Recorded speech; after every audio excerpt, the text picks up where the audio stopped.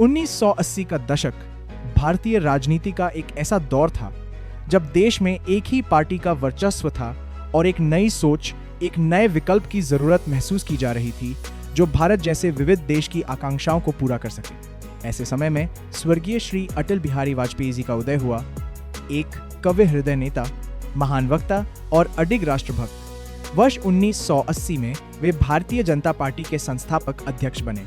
अपने दूरदर्शी विचारों और प्रभावशाली भाषणों से उन्होंने पार्टी में नई ऊर्जा का संचार किया। 1980 से 1986 तक वाजपेयी जी के नेतृत्व में भाजपा केवल बनी ही नहीं बल्कि उसे एक मजबूत वैचारिक आधार भी मिला।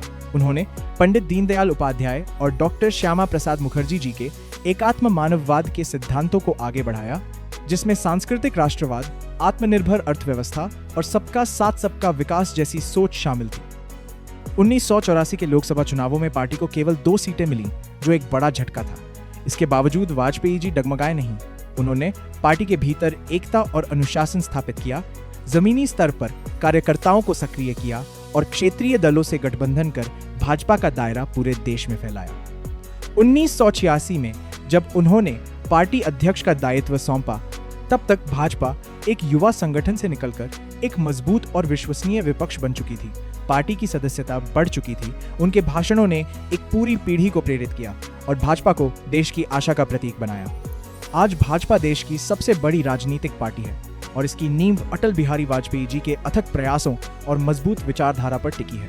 उनकी विरासत हमें सिखाती है कि सच्चा नेतृत्व केवल पार्टी का ही नहीं बल्कि राष्ट्र का निर्माण करता है।